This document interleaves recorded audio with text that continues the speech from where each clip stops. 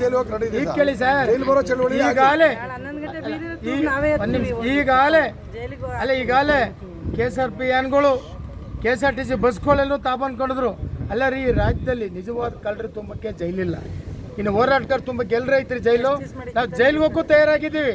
ಈ ಜಿಲ್ಲೆ ಜನ ಕರೆ ಕೊಡ್ತಾ ಇದ್ದೀವಿ, ನೀರಿಗೋಸ್ಕರ ಏನು ಬೇಕಾದ್ರೂ ಆಗಲಿ ಜೈಲಿಗೆ ಹೋಗಿ ನಾವು ತಯಾರಾಗಿದ್ದೀವಿ. ಜೈಲು ಬರೋಕ್ಕೆ ಜಿಲ್ಲೆ ರೈತರು ರೆಡಿ ಇದ್ದಾರೆ. ಅವರು ಸತ ಇವತ್ತು ರಾತ್ರಿ ಎಲ್ಲ ಸೇರ್ತಾವ್ರೆ. ನಾಳೆ ಬೆಳಗ್ಗೆ ನಾವು ತಯಾರಾಗ್ತೀವಿ.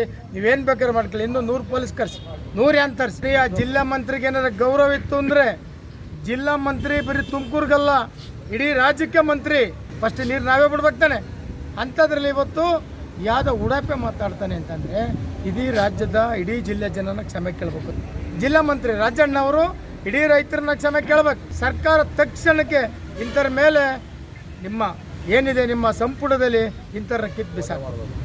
ಇಂಥ ಹೋರಾಟ ಸರ್ ಈಗೆಲ್ಲ ಕರೆ ಕೊಟ್ಟಿದ್ದಿಲ್ಲ ಸರ್. ಈಗೆಲ್ಲ ರಾತ್ರಿ ಜನ ಬರ್ತಿದ್ದಾರೆ ಸರ್. ರಾಜಣ್ಣ ವಿರುದ್ಧವಾಗಿ ಮತ್ತೆ ಸರ್ಕಾರ ಇಂಥ ತಪ್ಪು ಮಾಡೋರಿಗೆ ಸರ್ಕಾರ ಇನ್ಮೇಲೆ ಎಚ್ಚೆತ್ಕೋಬೇಕು. ಈಗೆಲ್ಲ ಮಂತ್ರಿ ನಮ್ಮ ರಾಜ್ಯದ ಮುಖ್ಯಮಂತ್ರಿ ಹೇಳಿದೆ ನೀರು ಬಿಟ್ಟಿಲ್ಲ ಅಂತ. ಅಂದರೆ ನಿಮಗೆ ನೀರು ಗೊತ್ತಿಲ್ಲ ಅಂತ ಇನ್ನು ಹೆಂಗ್ರಿ ಬಿಟ್ಟ ಮತ್ತೆ ರಾಜಣ್ಣ ಜಿಲ್ಲಾ ಮಂತ್ರಿ? ಇದು ನಾಚಿಕೆ ಇಡ್ತಾನೆ ಹೇಳಕ್ಕೆ, ಇದು ನಾಚಿಕೆ ಆಗುತ್ತೆ. ಹೊಂದಾಣಿಕೆ ಅಲ್ವಾ ನಿಮಗೆ? ಹಂಗೆ ರಾಜಣ್ಣದ ಉಡಾಪೆನಾ ರೀ? ಜಿಲ್ಲಾ ಮಂತ್ರಿ ಕೇವಲ 5 ವರ್ಷ, ಚಳ್ಳವಳಿದಾರರು ಸಾಯೋವರೆಗೂ ಇರ್ತಾರೆ. ನೀನು ರಾಜಣ್ಣ ಬರಲೇಬೇಕು ನಾಳೆ ಬೀದಿಗೆ ನಮ್ಮ ಹತ್ರಕ್ಕೆ. ಪಾಠ ಕಲ್ಸಕ್ಕೆ ನಾವು ತಯಾರಿದ್ದು ಸ್ವಾಮಿ. ಇನ್ಮೇಲೆ ಭಾರಿ ಎಚ್ಚರಿಕೆಗಿರಬೇಕು. ನಾಳೆ ಆಗ ಅನಾಹುತಕ್ಕೆ ರಾಜಣ್ಣ ನೇರ ಹೊಣೆಗಾರ ಆಗ್ತಾನೆ. ಈಗೇನು ಪೊಲೀಸ್ ಕರ್ಸ್ಕೊಂಡು ಯಾನ್ ಕರ್ಕೊಂಡು ರೈತರು ತುಂಬ್ಸಕ್ಕೆ ಬಂದಿದ್ದೀವಿ, ನಾವೇ ತಯಾರಾಗಿದ್ದೀವಿ ಮಿನಿಸ್ಟ್ರೇ. ನೀವು ತಯಾರಾಗಿ ಡೈಲಿ ಬರೋಕ್ಕೂ ತಯಾರಾಗಿದ್ದೀವಿ.